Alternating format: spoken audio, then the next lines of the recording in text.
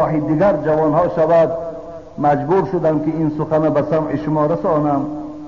اینجا این برادر خیلی آدم ایماندار بود است که بیان کرده است، توبه کرده است و گناهش همین بود است که عائله حلال خود در جایی که خدا امر کرده است استفاده نمی برده است، فقط از جایی که ناجایز است و او را در اصطلاح ما مردم بچه بازی میگویند، لیواطه میگویند، فقط کارش همین بوده است.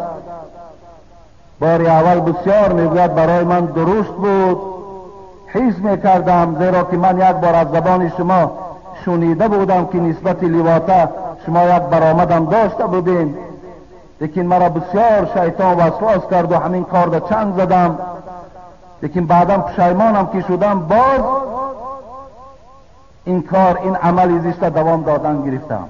شرکت شفافرما داروهایی را پیشنهاد میکند که برای بیماری‌های درونی و بیرونی انسان دوا بخشند. از قبیل فشار بلندی، گیمارید، بیماری‌های معده، روده، گرده، جگر، عضوهای هاضمه، درد گلو، راه نفس و غیره. اینچنین اگر شما بیماری‌های پوست دارید با مانند پسریاس، سفید شوی پوست، داغ‌های سیاه، پس داروهای شفافرما به شما کمک میرسانند. غیر از این اگر شما مشکل‌های اورولوژی و گینکولوژی داشته باشید، پس به شرکت شفافرما مراجعت نمایید و اینچنین مشورت طبی بگیرید. همچنین برای زیاد کردن ریش و موی سر، با قوت کردن مردانگی، داروهایی را با نمود کپسول و روغنی که به صدها در دوا دارند پیشنهاد می‌نمایند.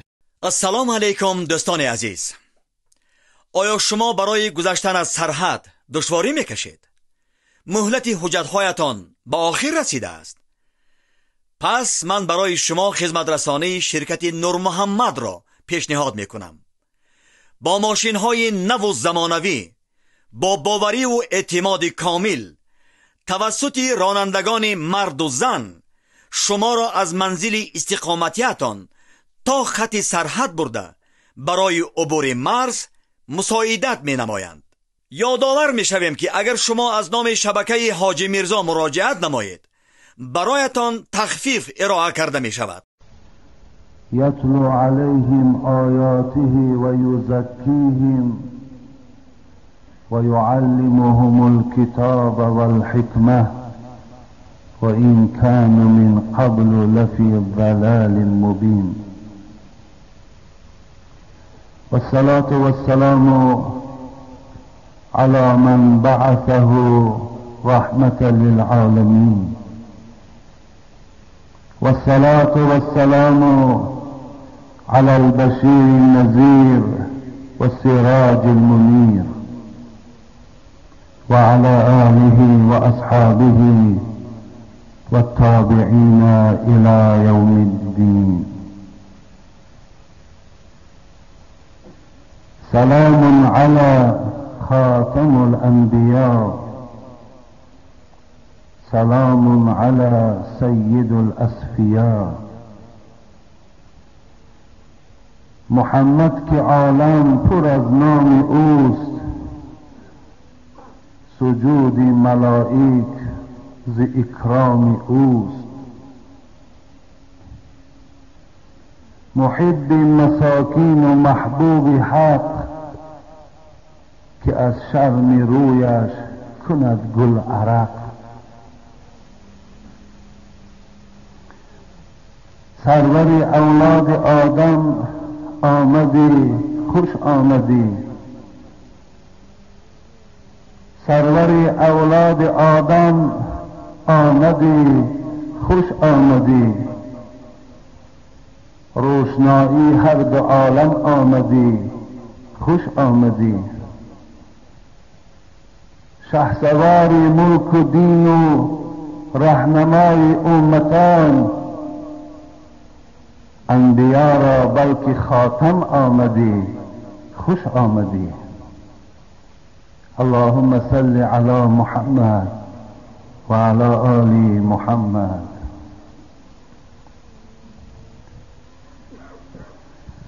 السلام علیکم و رحمت الله و برکاته.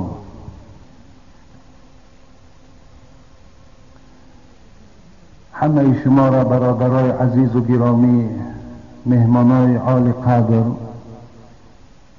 به این روز سعید، به این روز پر ثواب و این روز بندگی خدا تبریک و تهنیت میگویم و همه شما را به این ماه مولود پیغمبر خدا تبریک و تهنیت میگویم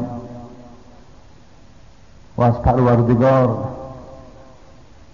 عاجزانه دعا دارم ربنا آتنا فی الدنیا حسنه و فی الآخرة حسنه و قنا عذاب النار.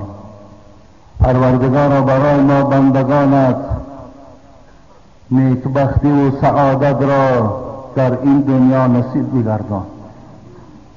خدایا برای ما بندگانت نیکبختی و سعادت را و راحت و شرف و عزت را در آخرت نصیب بگردان و خدایا ما را از عذاب دردناکت نجات بده.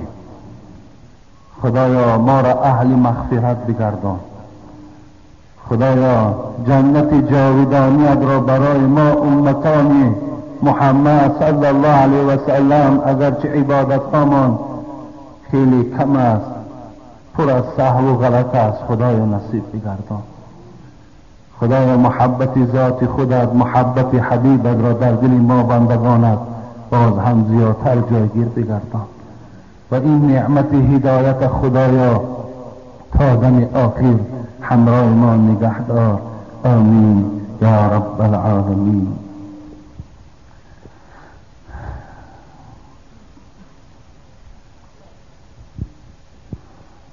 جمعه های گذشته برادرای عزیز و گرامی چگونه آگاهی دارید اطراف 4 ستاره درخشان طی چند ماه من برای شما صحبت داشتم. الحمدلله که ما از خدمت‌های خیلی با فیض و از حیات خیلی پر سعادت این 4 یار پیغمبر خدا الحمدلله که مختصرم که بود آگاه شدیم، فهمیش پیدا کردیم و شناختیم که ابوبکر، عمر، عثمان، علی رضی الله تعالی عنهم کیها بودند، چیها خدمت کردند. هزارها شکر که ما از خدمت ایشان، از خود ایشان الحمدلله که آگاهی پیدا کردیم. فقط در آخر برای شما دادرای عزیز همین گفتنی هستم که حبیب خدا میگوید لا تسبوا اصحابی فلو ان احدكم انفق مثل احد ما بلغ مد احدهم ولا نصیفه رواه مسلم. حبیب خدا گفتند ای بندگان عصر 21، ای کسانی که در این زمان شما حیات به سر میبرید، زبانهاتان از ملامت صحابه های من دور نگه دارید. اطراف اصحاب من هیچ وقت تحقیر و دشنام راه ندهید. پیغمبر خدا گفتن اگر شما ای امتان، اشاره به سوی ما هست، اگر مثل کوی احد در راه خداوند از طلا اگر نفقه کنید، با یک مشت صدقه‌ای که اصحاب من کردن در ثواب برابر نمی شود. برای یک مشت. این بزرگی اصحاب پیغمبر خدا را دلالت می کند. در جامع ترمذی حدیث از پیغمبر خدا بیان می شود الله الله فی اصحابی، الله الله فی اصحابی. تأکید تان می کنم ای دوستای خدا، در حق اصحاب من از خدا بترسید. در حق اصحاب من، هم نشین های من، هم عصر من که خیر امت قرنی، بهترین امت هم عصر من بودن، زبان دشنام و زبان حقارت را بندیم. لا تتخذوهم غرضا بعدی. حبیب خدا میگوید مبادا بعد سر من شما دشمن صحابه های من نشوید. فمن احبهم فبحب احبهم و من ابغضهم فببغض ابغضهم. کسی که اگر اصحاب مرا دوست می‌دارد به خاطر من دوست دارد. کسی که اگر اصحاب مرا بد می‌بیند همچنان است که برات مرا بد می‌بیند. و من آذاهم فقط آذانی. کسی که اصحاب مرا اگر آزار داد همچنان است که مرا آزار داده است. و من آذانی فقط از الله. کسی مرا آزار داد آزار الله است. حبیب خدا میگوید و من از الله، کسی اگر الله را آزار داد یوشک ان یأخذه، زود است که الله او را در عذاب خودش، در گرداب عذاب خودش تبدیلش میدهد. از این خاطر در آخر این قدر گفتنی هستم، ما نسبت اصحاب پیغمبری خدا گمانی نیک داریم. ما اصحاب پیغمبری خدا را همگیش دوست می‌داریم و از پروردگار مسئلت داریم که خدا برای ما آن توفیق و آن غیرت و آن نیکبختی که به اونها داده بود برای ما بندگانشم خدای مهربان نصیب گرداند.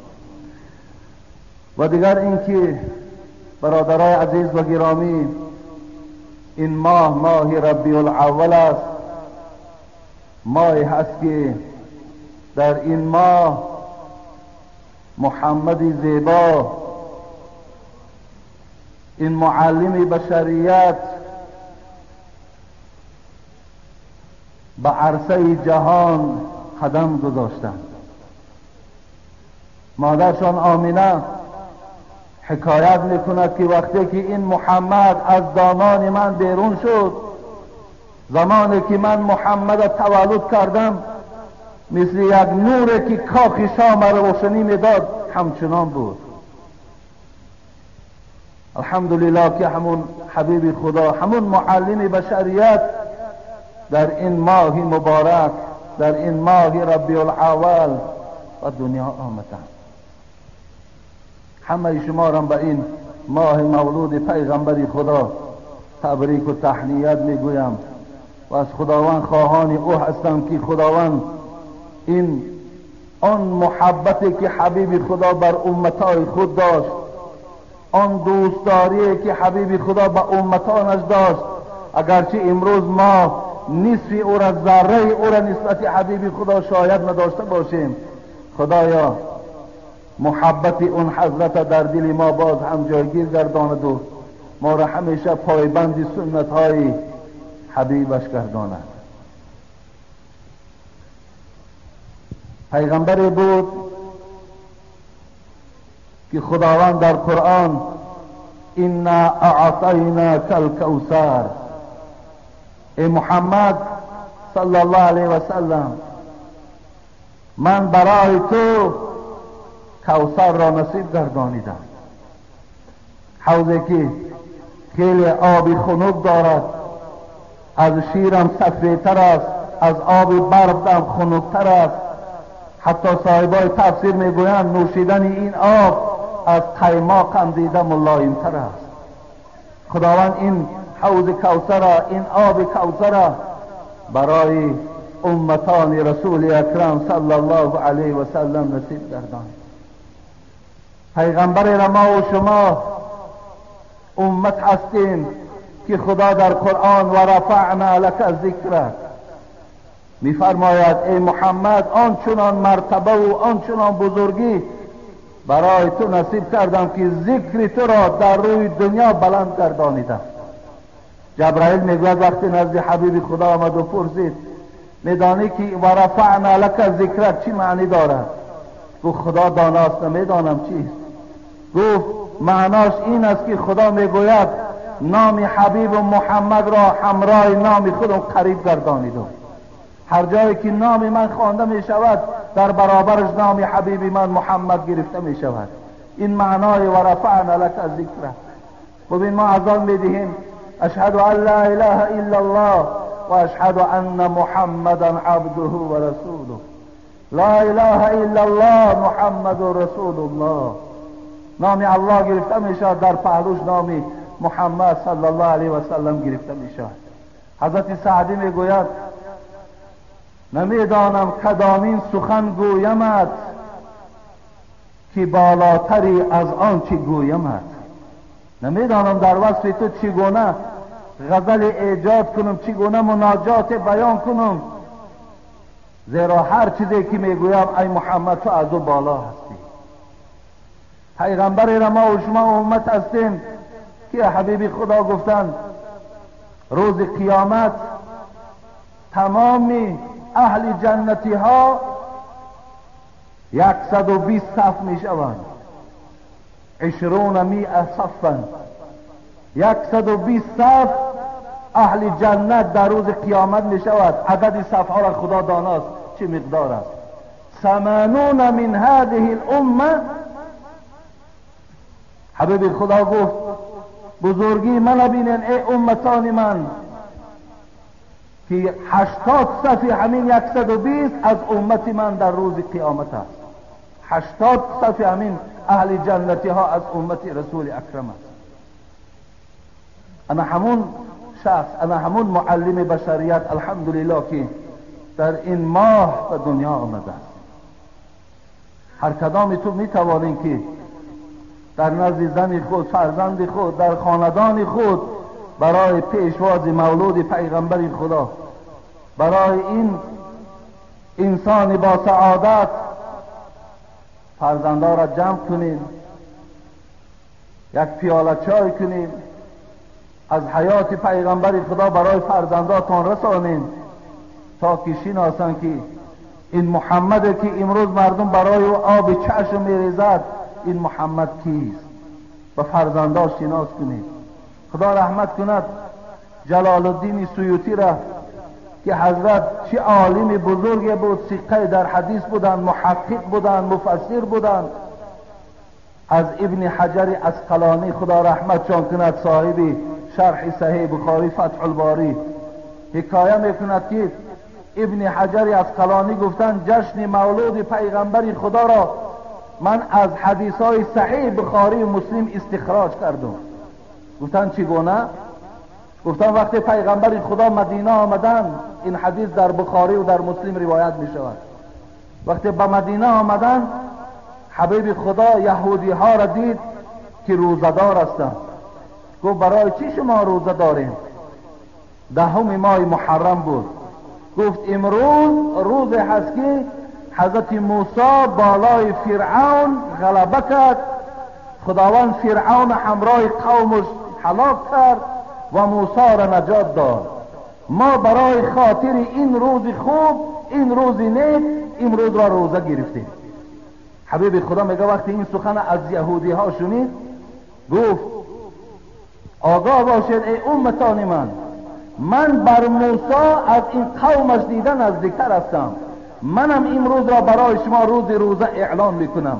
شما هم گو روز 10 ماه محرم روزه گیرید به خاطر برادر ما موسی در این روز فتح و ظفر از جانب خدا دید و اگر سال دیگر زنده باشون 9 ماه محرم هم روزه میگیرم. ابن حجر عسقلانی میگوید وقتی که برای یک روز فتح موسی مردم اون روزه که گرفت، ما چگونه برای روز ولادت حبیب خدا جشن نگیریم؟ روزی که پیغمبر خدا به این عرصه دنیا قدم زد، شخصی که خداوند یا ایها النبی ان ارسلناک شاهدا و مبشرا و نذیرا و داعیا الی الله باذنه و سراجا منیرا. بین این ندای کرامت در سوره احزاب پروردگار به حبیبش چی میگوید؟ برای این گونه شخص ابن حجر عسقلانی گفت چگونه من پیشواز نگیرم؟ چگونه این کس در حقش گفت من معرکه تشکیل نکنم؟ چگونه یادآوری از این حضرت نکنم که خداوند در قرآن به ندای کرامت او را میگوید ای نبی من، ای محمد این ارسلناک شاهدا و مبشرا و نذیرا. ما فرستادیم تو را به سوی این بندگان شاهد، مبشر، نذیر. شاهد فرستادیم برای تا که در روز قیامت تکذیب و تصدیق امت تو شاهد باشی.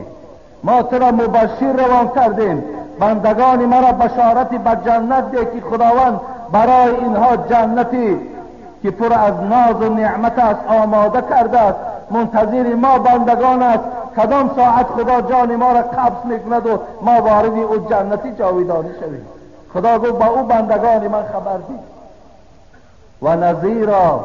ای محمد ما تو را نذیر فرستادیم، نذیر ترساننده از عقوبت پروردگار. و بندگان من برسان که اگر از اطاعت خداوند روی گردانند عذاب پروردگار بسیار سخت است.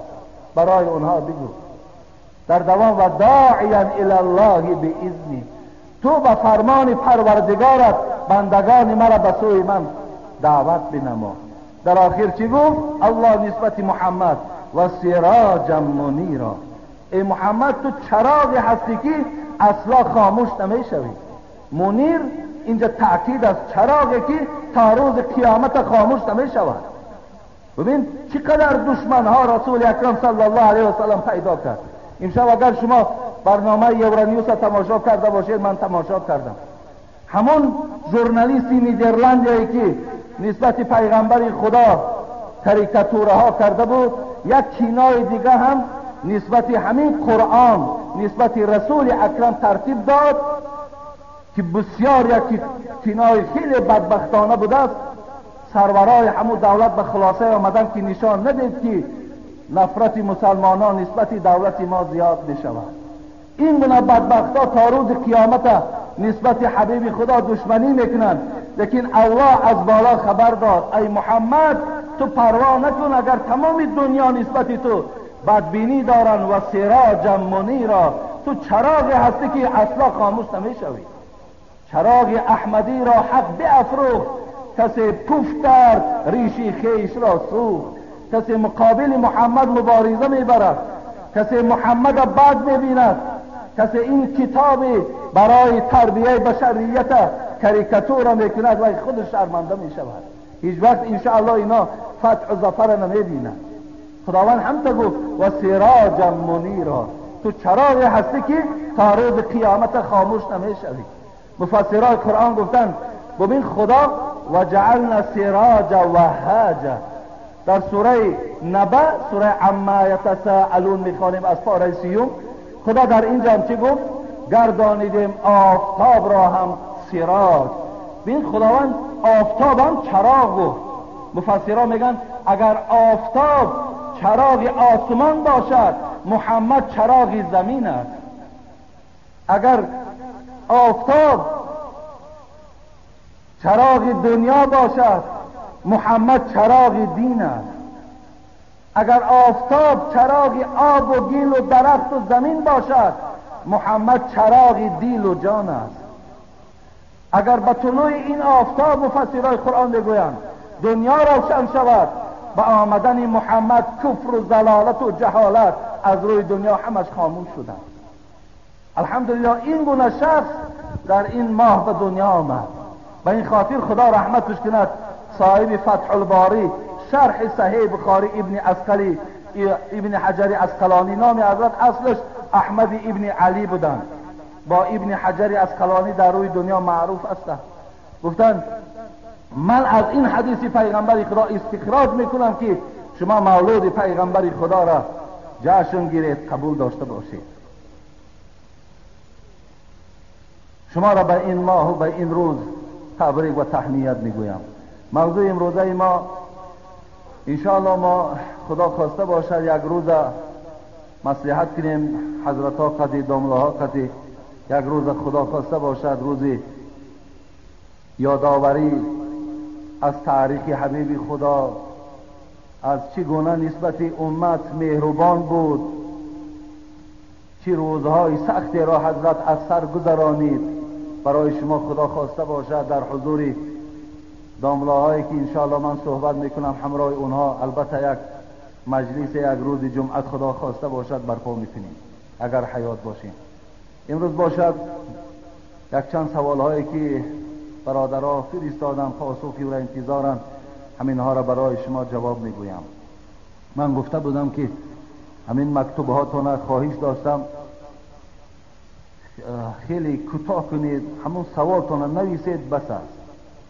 خیلی بعضی هاش که تا شرح ندهند مقصد معنای همون سوال نمی براید میلش، لیکن همونایش که بعضی وصف میکنین، دیگر باور کنید ما اون قدر وصفی که شما میکنین ارزنده او نیستیم. خدا شما را نگه دارد، خدا شما را همیشه در حفظ امانش نگه دارد. به نام خداوند بخشنده و مهربان. السلام علیکم دوستان محترم. من از بحر خدا از شما همچون شخص پیشوا برای گناه‌های کرده خود مدد می‌طلبم، چون این گناه‌ها را اکثریت جوانان نادانسته می‌کنند، بعد پشیمان می‌شوند. برای همین از شما داملای عزیز، برای شخصانی که چنین گناه کردن می‌کنند یا کردنی هستند مصلحت می‌پرسم. تا این برادر من مکتوبش خواندم، خیلی یک گناهی بدبختانه را این دادر ما صادر شده است. حق و رحمت پروردگار وسیع‌تر است. بنده وقتی که رجوع به سوی خدا کند الله او را می بخشد. مقصد این جوان دادرای عزیز، من زبان من نمی گردد راستی بار برای شما بیان کنم، زیرا شاید آینده ها صدای مرا بعضی از برادرها اگر گوش اندازن و گویند. مقصد این حاجی میرزا در برآمدش این سخنی قبیح استفاده بود، لیکن برای خاطری که اصلاح دیگر جوان ها شود مجبور شدم که این سخن به سمع شما رسانم. اینجا این دادر خیلی آدم ایماندار بود است که بیان کرده است، توبه کرده است و گناهش همین بود است که عائله حلال خود در جایی که خدا امر کرده است استفاده نمی برده است، فقط از جایی که ناجایز است و او را در اصطلاح ما مردم بچه بازی میگویند، لیواطه میگویند، فقط کارش همین بوده است. باری اول بسیار میگوید برای من درست بود، حس میکردم، زیرا که من یک بار از زبان شما شنیده بودم که نسبت لیواطه شما یک برآمدم داشته بودین، لیکن مرا بسیار شیطان وسواس کرد و همین کار را چنگ زدم، لیکن بعدم پشیمانم که شدم، باز این کار این عمل زشت دوام دادن گرفتم. عاقبت روز به خود آمدم و گفتم که روز از روزا اگر جان به حق تسلیم کنم با همین فعل بد خود با خدای خود رو برو شوم چی جواب میگفته باشم. و این روز داملا توبه کردم و اصلا دیگر به این گناه زشت نزدیک نمی شوم. آیا زن من طلاق شده است یا نشده است؟ البته زن تو طلاق نشده است، لیکن خدا رحمت کند برادرای ما را داملاهای پیشینه که حتی که اگر زن از قسمی پسی او دشنام میدادن میگو زن طلاق شده است. ببین به خاطر چی میگفتن؟ به خاطر که این عمل بسیار عمل بد دیده شده در نزد خداست. ولی با کردنش که انسان چقدر مرتکب گناه شود، با دشنام دادن انسان در نزد پروردگار در یک گناه کلان چنگ میزند. به این خاطر دادر عزیز و کسانی که اگر خدای نکرده مبتلای این عمل باشند، حتی یک برادرم او روز به من زنگ زد، جوان بود به خدا قسم، گفت که خواهش دارم همین سوالم برای من جواب گو که هر دو مثال گویم دو رفیق بودند که با یکدیگر این عمل زشت در پنهانی انجام میدادند. داملا چیکار کنیم؟ اگر توبه کنیم از صدق خدا ما را میبخشد یا نمیبخشد؟ از صدق توبه کنیم دادر عزیز خدا میبخشد. خداوند این عیبی که هم شرمندگی دنیا و آخرت است، اگر تو از صدق توبه کنی خداوند روز قیامت این عیب تو را پرده پوش میکند، برای کسی خبرش نمیدهد، به شرطی که اگر تو از صدق توبه کنی دادر عزیز. این عملها دا برادرای عزیز و گرامی نزدیک نشوید. این عملها دا کسانی نزدیک میشوند که خدا را نمیشناسند، بر حبیب خدا محبت ندارند، ایمان ندارند، توفیق ندارند. آدم ایماندار و آدم خدا ترس و آدم مسجدی اگر به این عمل چند زند، حساب کنید که عذاب شما 10 چند و 100 چند در پیش خدا است.